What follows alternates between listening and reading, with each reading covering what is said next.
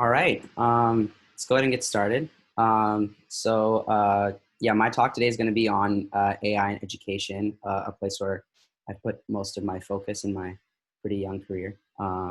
So, um, this is a little bit about me. My name's Nathan. I graduated from Stanford in class of 2019, so a year ago.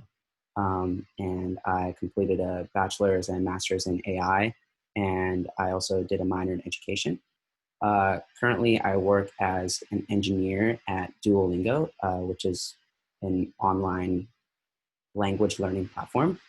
Um, I've taught many Stanford introductory CS courses, and I am really committed to helping people get the same quality of educational experience regardless of where they're from. I also enjoy singing and basketball.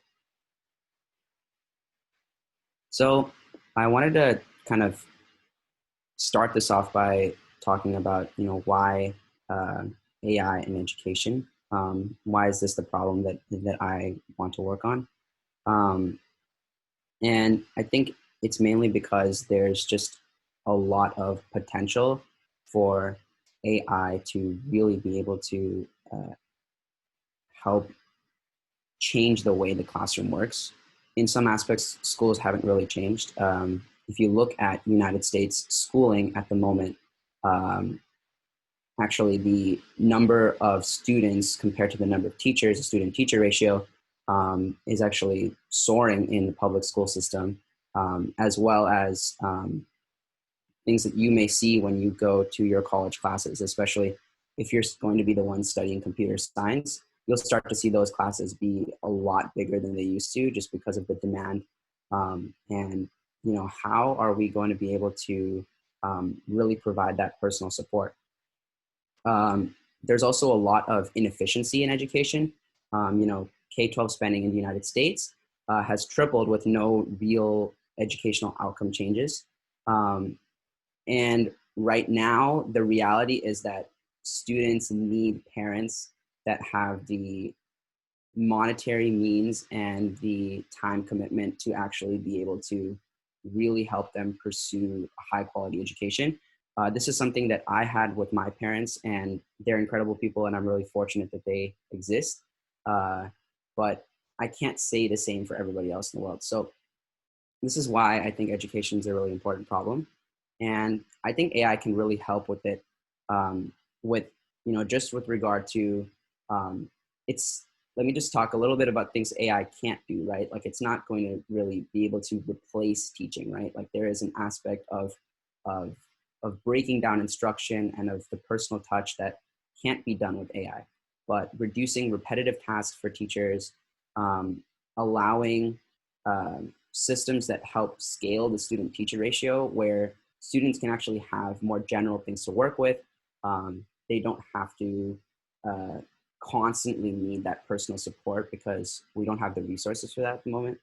And just making learning really fun and effective. Technology has the ability to do that. And we'll talk more about that as we go on.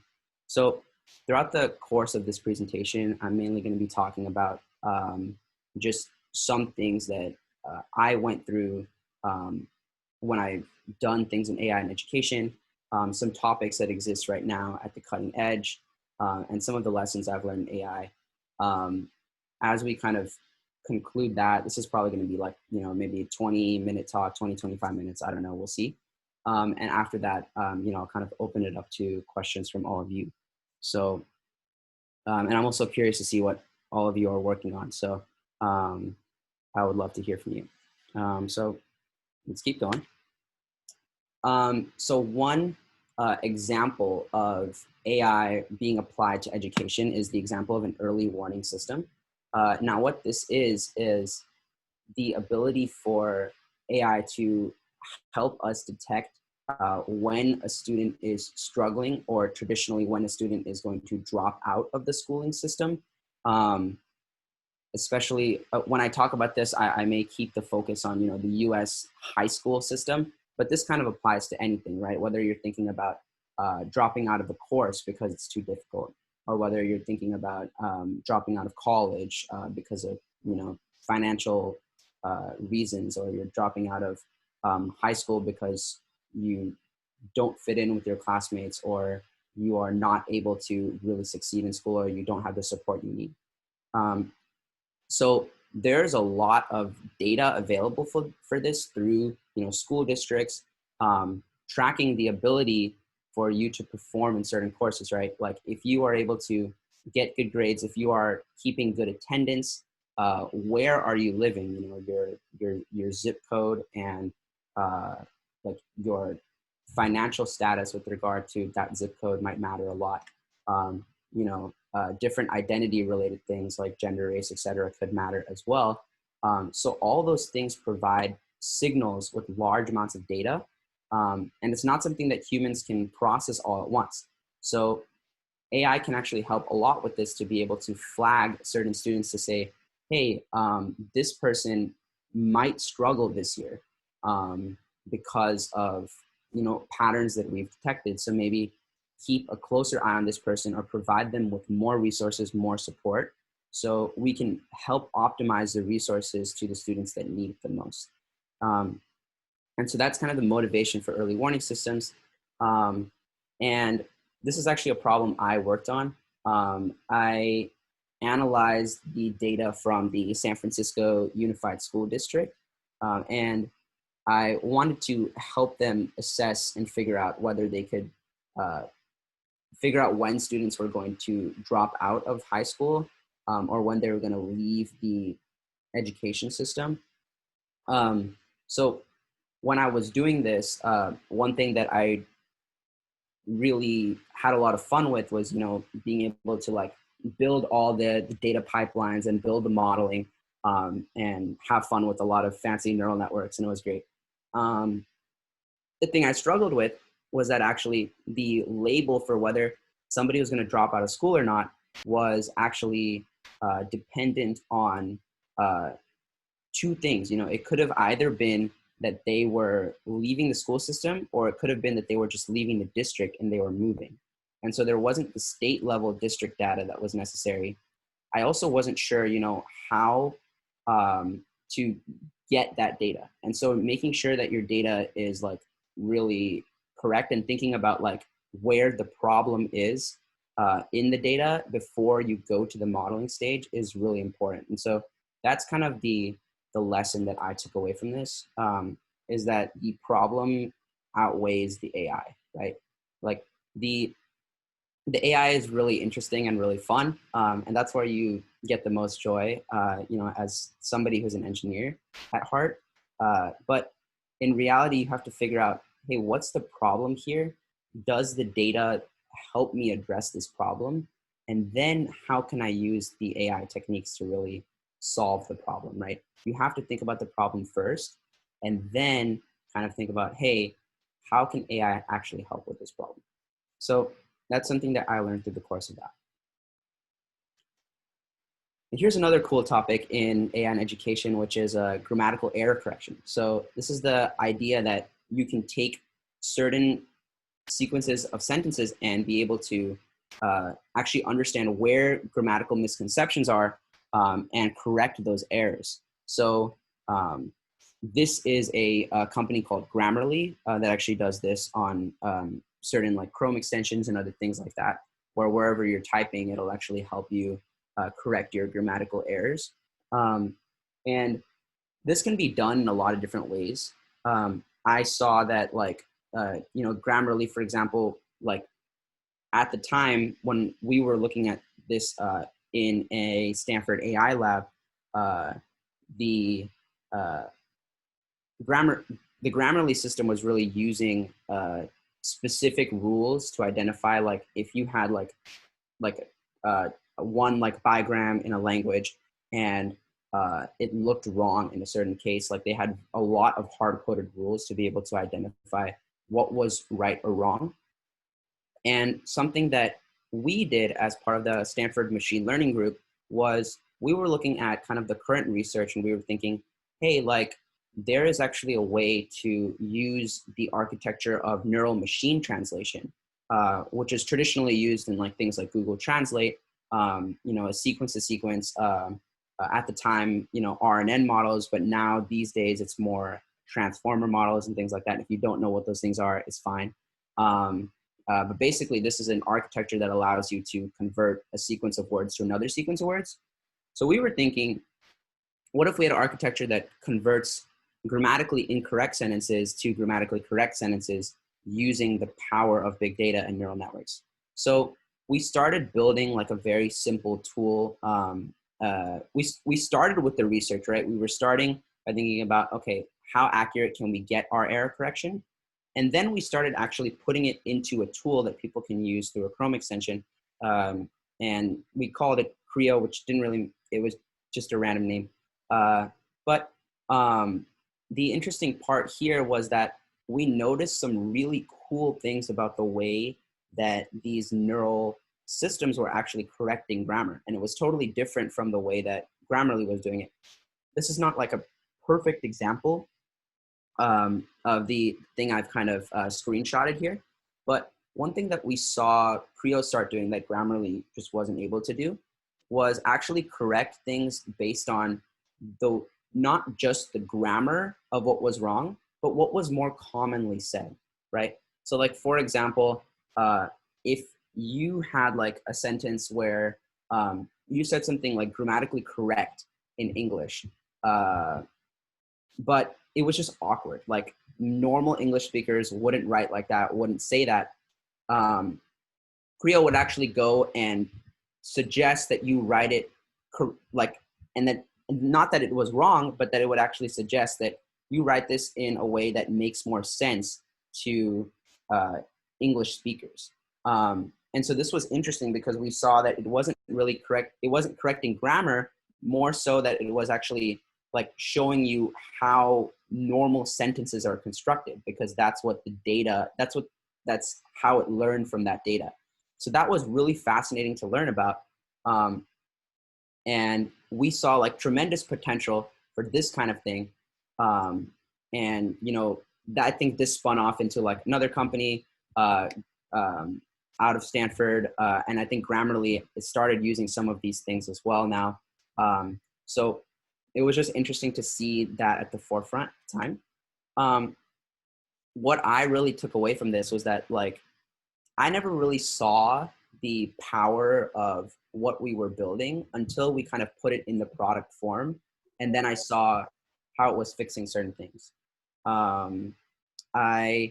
You didn't really see the fact that these neural machine translation systems were actually producing these more natural outputs given, you know, awkward inputs, right? And you didn't really see that until you built the product. So building the product will really show you like what the true power of the AI is. So I think I will probably leave time for, I'm starting to see like some questions, but you know, I'm gonna leave some time at the end to kind of answer all the questions that are listed in plain text in the Zoom chat. And then we'll also have time to kind of have a dialogue as well, because I definitely want to hear from you guys, but I want to get through this first and then I can answer questions. This is another really cool topic in AI and education. And so this is the idea of knowledge tracing, which has been around for a long time, but the power of neural networks has actually made this a lot more powerful. So knowledge tracing is this idea that you can track somebody's state of knowledge or how much they know based on how much they like based on what they knew before, based on what the data says. You're actually able to track whether they're going to get certain questions right or wrong, what pieces of knowledge that they actually know. And so deep knowledge tracing is kind of this idea that you're able to actually track certain things. So there's like a data set that came from Khan Academy that was basically teaching how to that was basically showing like math problems at like the basic math level in Khan Academy, like algebra 1, algebra 2, things like that. And they were trying to basically predict like, are these students really understanding this concept or not? Have we taught it to the mastery level, right? And if you can predict whether somebody is going to answer a question right or wrong, you can model their knowledge. And so that's the idea here. An architecture that came out with regard to this is modeling questions and answers using a recurrent neural network or some form of recurrence to basically figure out when somebody is answering this question. We can actually track that, in the hidden state of the AI to be able to understand, what do they know, what do they not know, rather than kind of brute force like tracking concepts and then moving forward from that. One cool like application and extension of this is kind of this interesting problem in scaling education, which is feedback. So one of the things that's really difficult about like actually providing feedback to people and making sure that they're actually able to progress in their education is that like AI wasn't really able to do this that well, right? Like you're able to predict whether things are right or wrong. But if a teacher has to provide feedback to like 1,000 students, that's usually a very analytical, like difficult problem.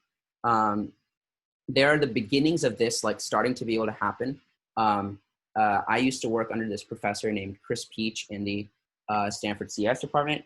And he kind of developed this architecture to be able to actually look at a particular model of grading, right? Like, so he had a bunch of data from like teaching assistants grading specific programming problems, whether they were right or wrong, and like what was the student misconception here? Like, did they not understand for loops?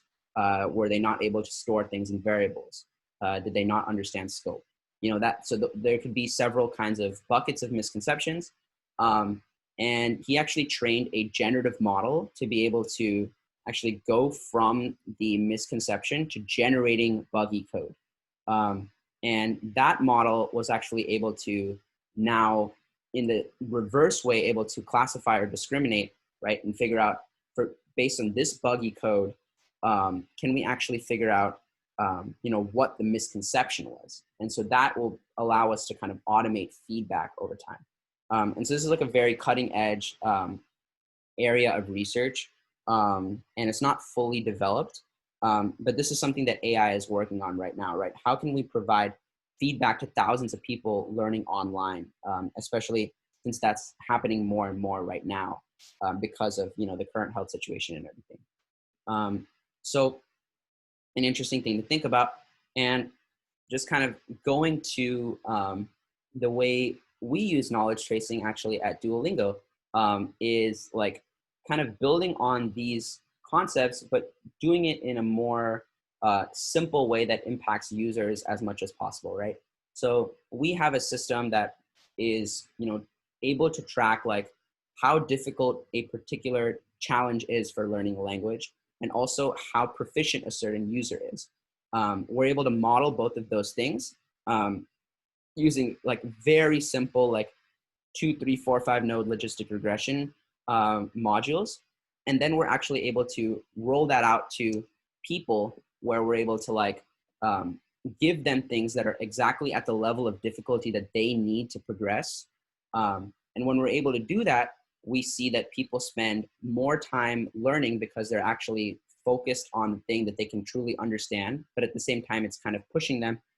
It's this concept of scaffolding in education that you may have heard of. So it improves the amount of time they learn, and not to mention it improves the retention of people because they feel like they're actually learning. They feel like they're being challenged, but not challenged too much, right? That's the perfect sweet spot, and that's where knowledge tracing really comes in. And so we haven't really gotten to like the full like scope of using deep learning and everything, but we have all the data. And so as soon as we build something simple right now, then we can kind of go and start implementing these cool things from the research side. So one takeaway I have from this is like, and I'll talk about this more later, is that like starting simple is a really good thing, but you know, research is what is coming next. So it's always really important to be reading the research and like understanding what is going on in your field, in your domain, so that way you don't really fall behind on what's coming next. You always know what's going on because you're working on that, but you need to know what's coming next. And research is what gives you that lens into what's coming next. So adaptive learning is probably something that you've heard a lot, or personalization of learning. And I wanted to give you some concrete examples of how that's happening in ways that's really meaningful and impactful. So this is a company called Newsela, and they actually produce news articles for kids learning in school. So they're actually able to adjust the reading level of some of these articles to the grade level that the student is in.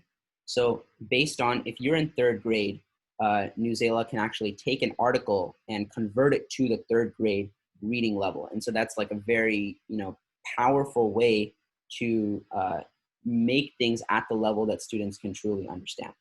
And I'm lucky because, you know, day to day, I get to work on an adaptive learning tool called Smart Tips within Duolingo. And so the idea that we have is that we want to be able to, you know, track a misconception that a user has when they make a mistake.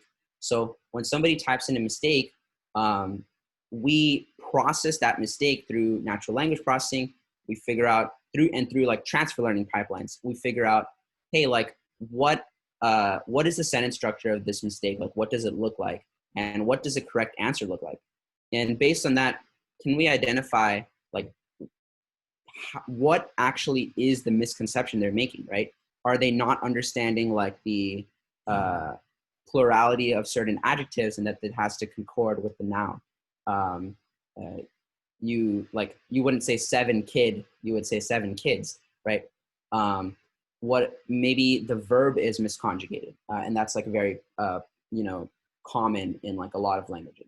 So once we figure out the misconception that the user has, we can actually provide them with feedback right after they make the mistake, of exactly the mistake that they made using the data of the mistake that they made. So it just feels like magic at the moment because you're doing this, you make a mistake and you're like, here's a tip based on the mistake you made. And it's very magical and it helps you like really break down that concept. And this is something that like, you know, I get to work on like all the time every day, and I'm excited about that. But one thing I've learned here is that similar to like the previous lesson with regard to research, the thing that really matters here is like building it for what is going to matter to the user, right? We don't, even in this system, we don't really like train our own like super fancy neural networks, right? What we're trying to do is really leverage as much of the power of AI as possible to be able to like make meaningful wins for users, right? And so I think that's like the most important part here. And you don't really, so like when I'm working on this, even though like it's such a, it's a very smart feature, it's not like most of my work day to day is not like, you know, iterating on models all the time. And you'll find that that's actually very common for any software engineer in machine learning or machine learning engineer. They're not working on models every day, right?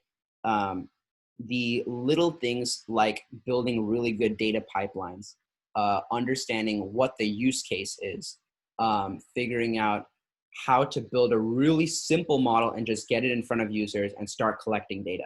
Those are the things that make the biggest difference and make the biggest wins in AI, not the throwing transformers or convolutional neural networks at things and seeing what happens. And even though that stuff is really fun, and you get to it eventually, right? The first thing that you do is solve the user's problem. And that involves, you know, doing the simple thing and building the little hard stuff. that is not AI. And that's going to be the case for anything that you work on in the future with AI. These are some like a few other like auxiliary topics in AI and education that I'm interested in because they kind of change like the way people learn. For example, like essay scoring is a really popular topic in AI and education, where like you have to kind of take an essay and figure out like how like what should be the score for this. And actually, the College Board, is already automating all of these things. So, like for example, if you take the SAT or you take the ACT, I don't even know if they have essays anymore. I'm kind of like far out from the college admissions process now. But the SAT actually pretty much grades your essay completely automatically. It's analyzing like how many sentences are there, like what sentence structure are you using, like what kinds of words are you using? Are you able to like build cohesive arguments, which is kind of fuzzy from an AI standpoint. But everything's happening automatically because there's just too many applicants for you to be able to read certain things. So kind of the ethics involved with essay scoring with this is kind of a little fuzzy as well. But this is something that's happening right now.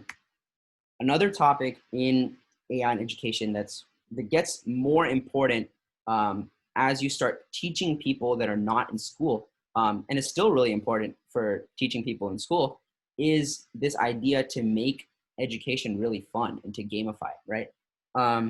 Duolingo is like a perfect example of this, where we will kind of send you notifications, we'll help you build streaks, and we'll help you compete on Duolingo leaderboards, because we realize that that really helps people stay committed to their goals of learning, right?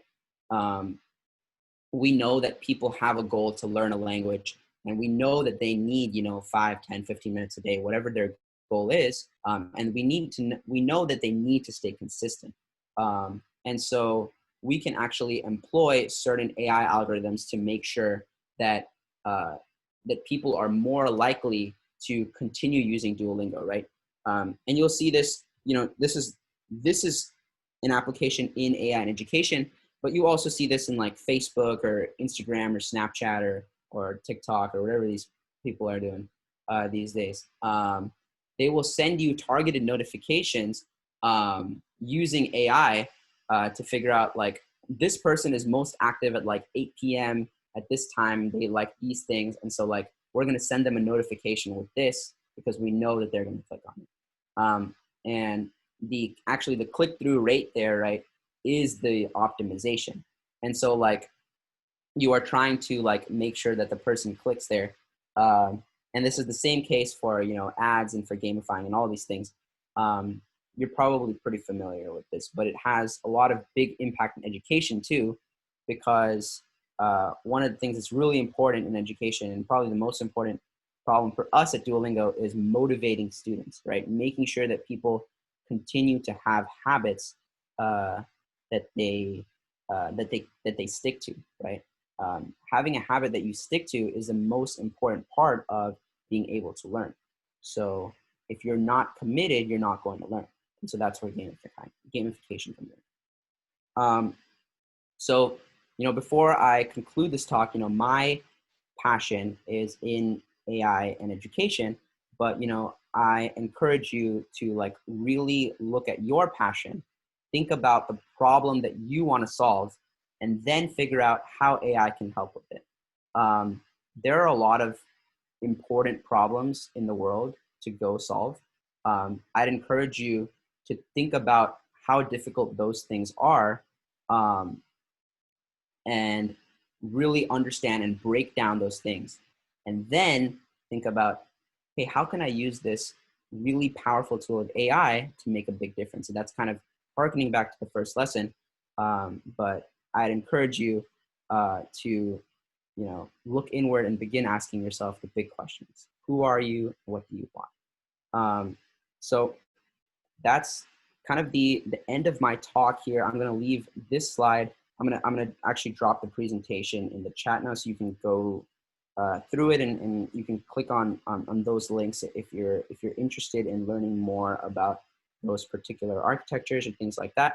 Um, you know, before we get into questions, you know, I kind of have experience in AI in education, but additionally, like I have, you know, plenty of experience working with like natural language processing pipelines in general, convolutional neural network pipelines.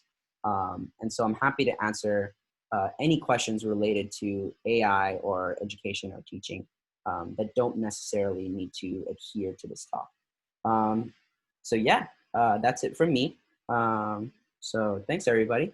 And I'm going to leave the presentation in here. And then I will, I guess, open it up to questions from you. I'll probably start with the ones um, uh, in the chat, but if you have questions, like please kind of ask them with your voice because I actually prefer that. I'm leaving the presentation here and let me actually open it up to everybody with the link can actually see it.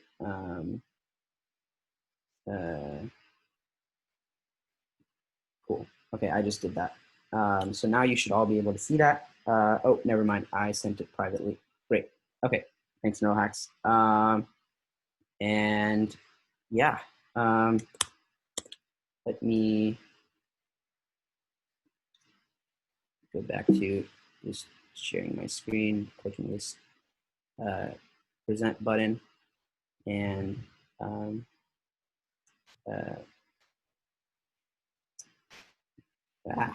okay.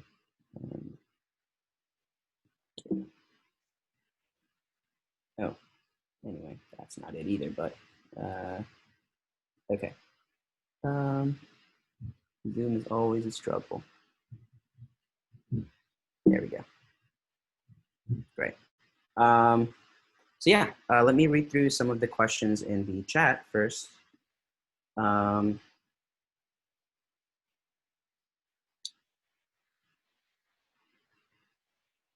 So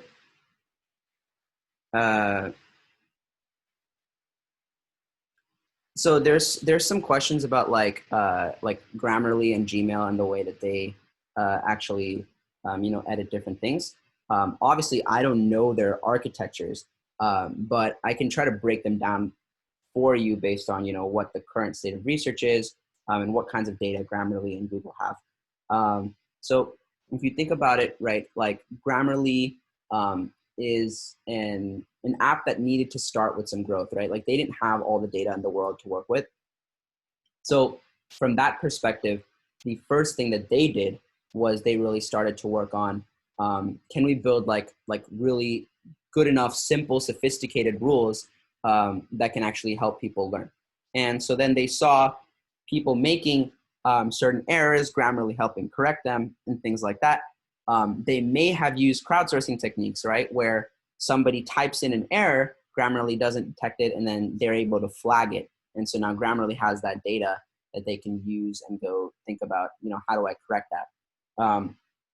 Another thing is that, you know, anything that you're typing, they're able to collect that data. So they can have Turkers or any other people kind of go and figure out, you know, what those errors are and collect that data.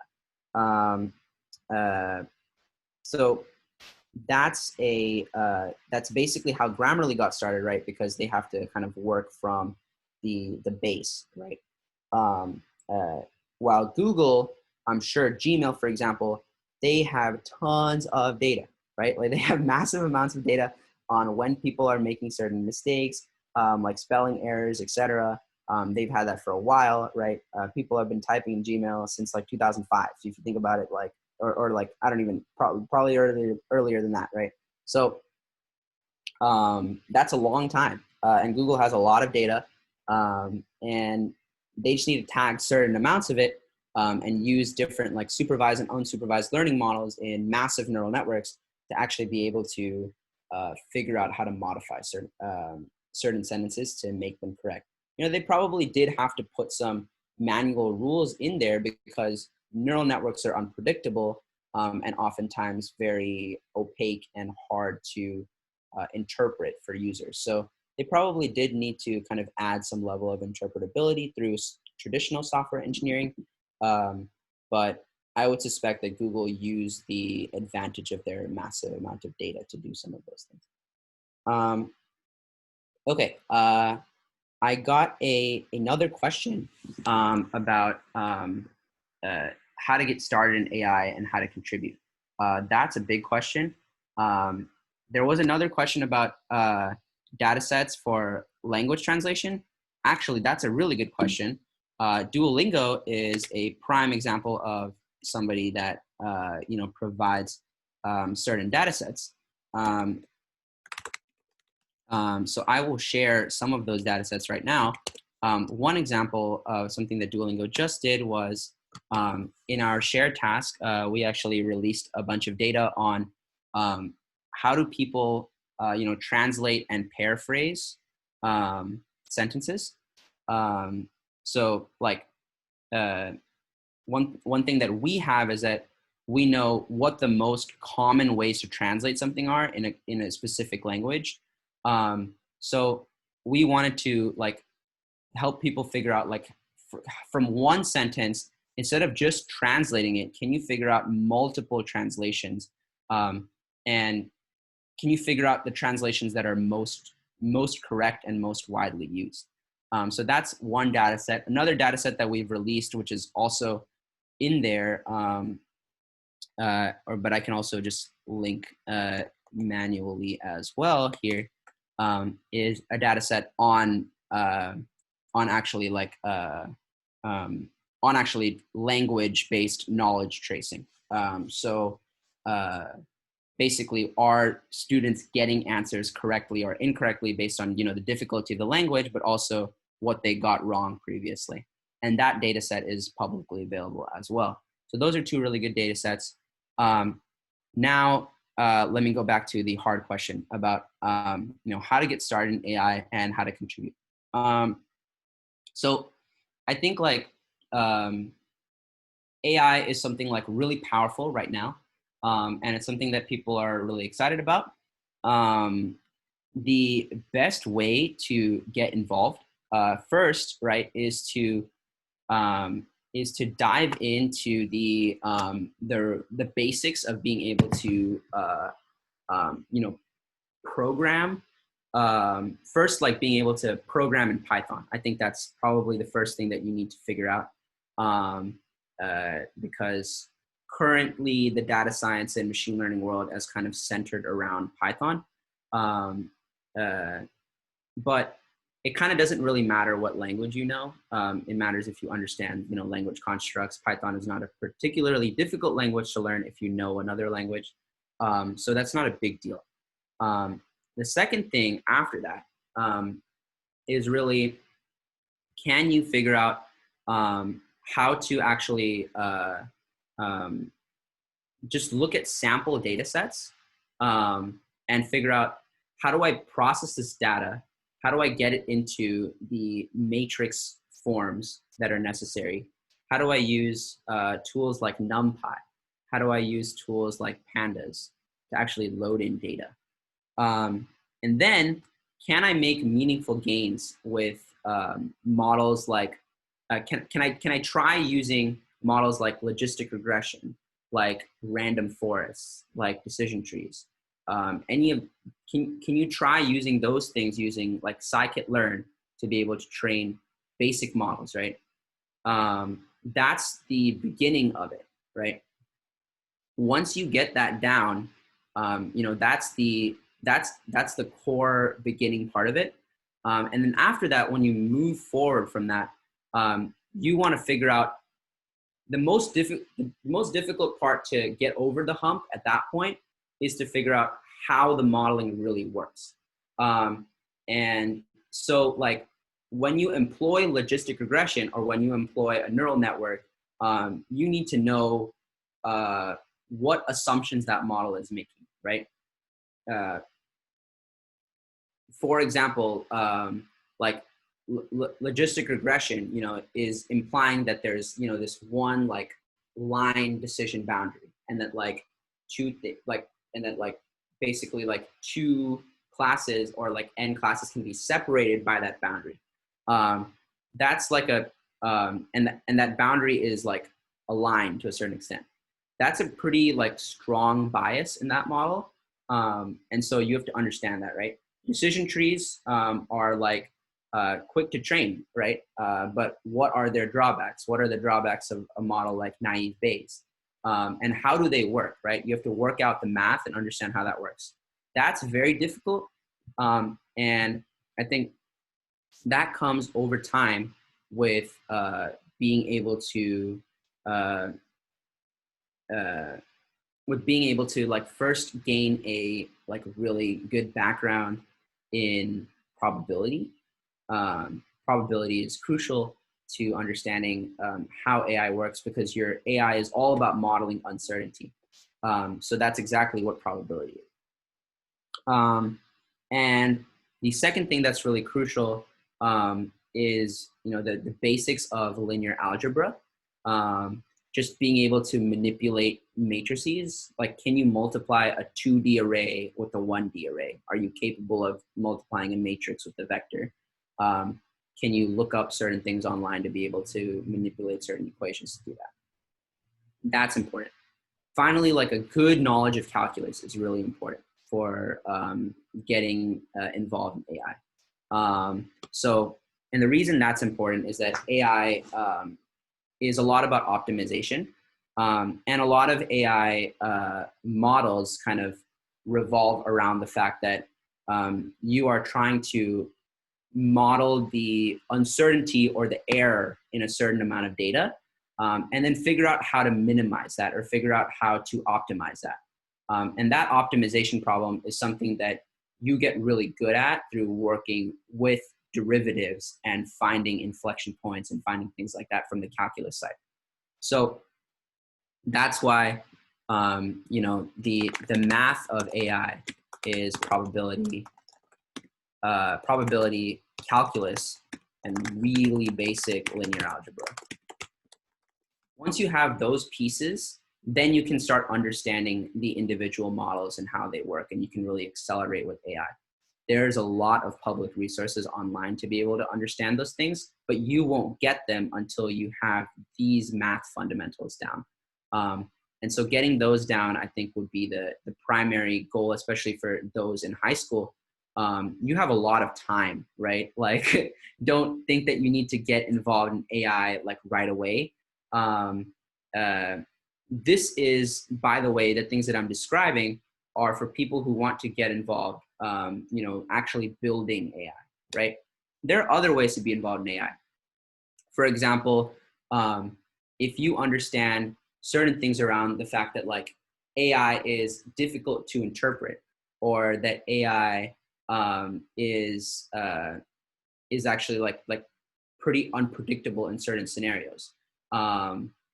If you understand some of those things, or that the fact that AI relies on like massive amounts of data, if you understand those things like very well and why they work, then you can actually have a lot of productive discussions with people from other disciplines to show them, hey, like, this is how AI might affect your industry, right?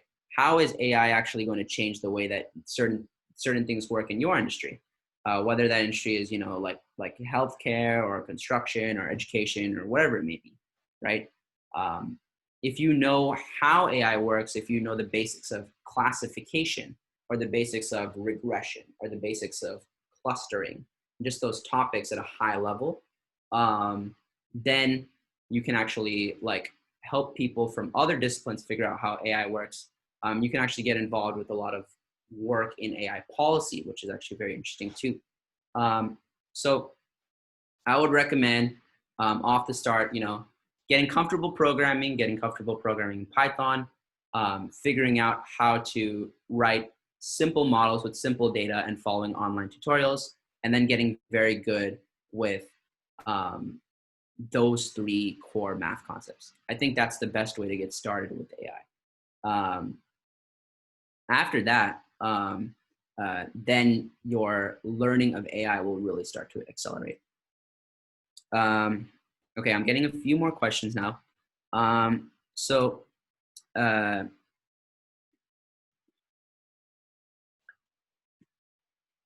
I'm getting some questions about like, Also, I just wanted to pause and see if there are any like in-person questions, or if anybody had a question to say. I'm happy to answer. Um, Otherwise, I can keep going through text questions.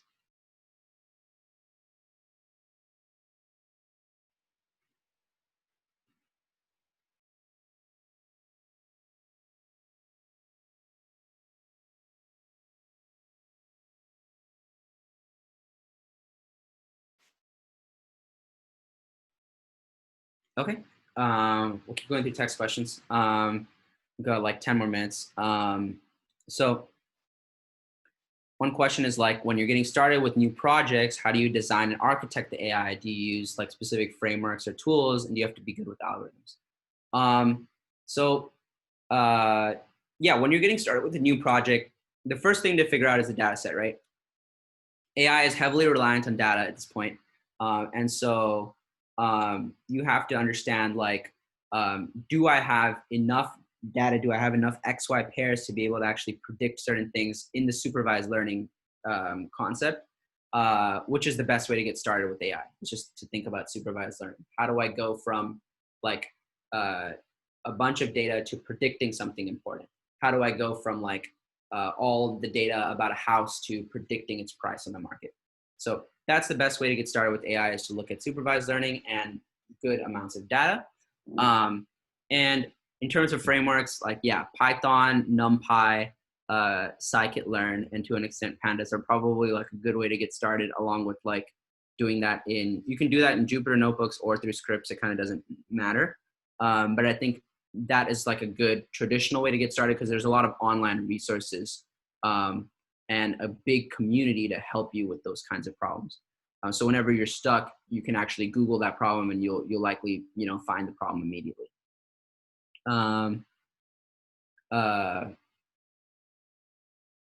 Algorithms do come into the picture in AI, especially like specific probabilistic algorithms. To a certain extent, like AI is an algorithm, or like certain types of like models are algorithms, right? For being able to model different kinds of data. But you don't have to be good with algorithms in the beginning, right? You just need to know like the basic levels of programming and have like a good data set, and just figure out how to go from there, right? You don't need to worry too much about a bunch of things. You should get good at algorithms, because it turns out that people who are really good at like being able to do the little things in AI, like build good data pipelines, like understanding user problems, like setting up good databases, all those things will require a good knowledge of like computer systems and algorithms. And so that's why you see a lot of people, study like AI from the computer science side, rather than the pure data science side, because that kind of goes into more of the analysis rather than the modeling. Yeah, I'm getting like getting just a few questions about like the difference between AI and ML, and how to like get the hands-on practice for working with any problem in AI and ML, right? So yeah, like I'd encourage you to like look at a few basic data sets. I'm sure the Neural Hacks team can also help you a lot with this, because they definitely know some of the basic data sets that can get you going, to just really get a grip on what AI is and how to work with it, right? So one really classic example is a data set called MNIST. It's an image data set that like is actually handwriting of specific numbers. So what you can do is download that data set, figure out in Python how to take the image, load it, and then put it into a matrix form in NumPy. Then how can you take that image of that matrix form and actually be able to predict what number that is, right? And where you have like 10 classes or whatever. Or just predict if it's a 0 or not, right? Just start as simple as you can, and then move up, right? Or just do the zeros and ones, right? Start as simple as you can and just move up. And um, I think that would be like a good, you know, starting point to really figure out, you know, how to get started with AI and ML. I think like um, uh, the difference between AI and machine learning is becoming like more nebulous as things go on. But like in reality, like what it is that like AI is kind of like this idea that you're like building like an intelligent system that is kind of able to like uh, um, uh, is that is able to like it's like a program that is able to make assumptions, right? So like you're actually able to like um, uh, to think about like what's happening in the future and like how to assume it. Whereas machine learning is like a very data driven form of AI where a machine is actually like learning a specific concept through data, to be able to like model it and predict it, right? But they're pretty much interchangeable, and I wouldn't worry like too much about using one or the other. Uh, so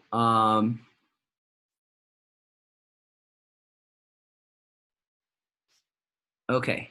Um, okay.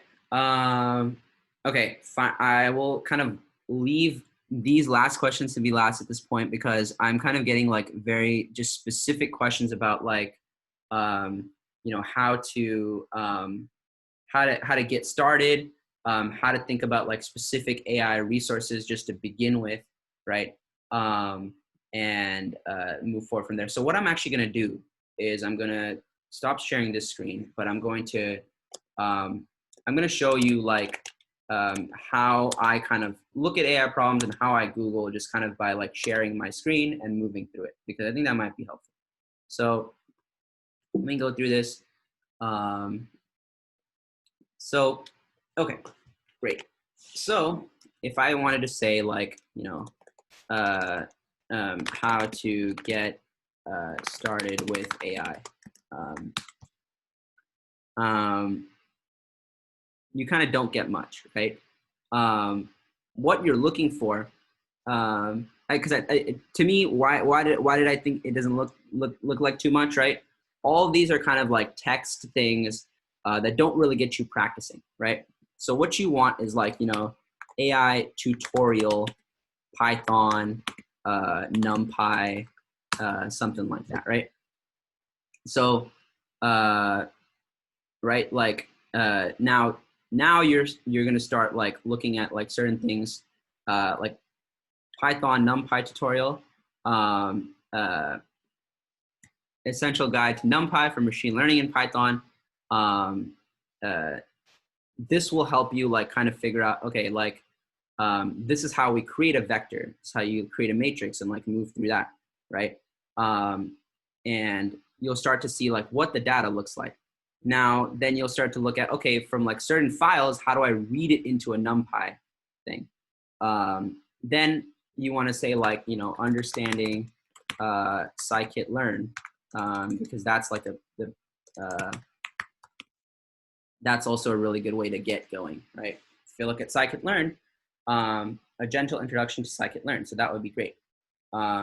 So like this will kind of show you, okay, like this is how I break down some of the things, right? Like NumPy is a package to store arrays. There are other packages like matplotlib is something to like plot things, right? Pandas is for like storing data structures. Scikit-learn is for modeling, right? It's to use the models. And so it'll go through like some of these things, classification and regression trees. This is actually like a full example, right, of scikit-learn actually importing a data set, putting it into Python, and fitting the model to something and trying to predict it. So you can break down each of these things and figure out what does the data set look like? Print out everything, like just see what it looks like, print all of it out, right?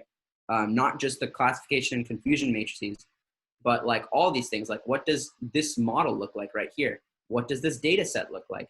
What does the data set of 0 look like? and just look at all of those things, right? Look at the shape of the data set. What does the shape look like? And print out all of that. And that will help you like get the first bearings on figuring out, okay, how do I store this data? How do I look at this data? And how do I actually write models in this data? And just really simple models, right? Once you get to that point, you'll keep looking for more tutorials. Keep Googling, keep asking the questions, because I guarantee you the answer's out there, right?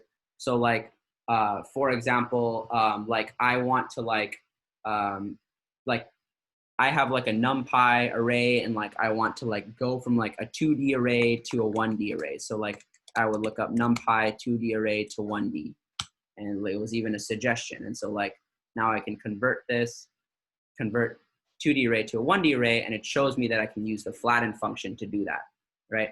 And then it'll show you like array.flatten, and it'll go from this 2D array down to this 1D thing. So it's just kind of examples of like, okay, how do I get started? How do I just, I would highly recommend also like going through like things like Kaggle, for example, or any of those things, finding, and not just going to data sets, but finding like full examples of code that work, right? Start there and then print out everything in it. Just figure out what the hell is going on with that piece of code. And then once you do that, you will inevitably have more questions. Google those questions, keep looking, and you will continue to get better and better and better. And the more people you work with, the more they may be able to answer your questions too. So I encourage you to like meet people here at Neural Hacks, or meet people like around in real life that can help you answer these particular questions, and keep moving forward. Form like a group to look at these things, because like working in pairs or working in groups is a lot more fun. So I think that would be like a good way to get started. Just looking at how to really go through the basics of AI. So I hope that helps a little bit. And yeah, yeah, and it looks like Neural Hacks is also more than happy to support you guys, which is, I think, obviously the whole point of Neural Hacks, right? Just to get you thinking about, hey, what is this AI thing anyway, right? What are we actually like looking at? The data set I mentioned with regard to those handwriting digits is called MNIST. I'll spell it out like that. If you Google like MNIST, like working example, you will find like full like code that will show you like how to model this thing using like really complex things. You'll also see code that'll show you how to model it very simply. You can go through all those codes, find the simplest one, and then start printing things out. Start asking questions, start reading more articles, and you'll get to it. I think that's going to be it for me. So thanks everybody, and best of luck in your development of your AI skills.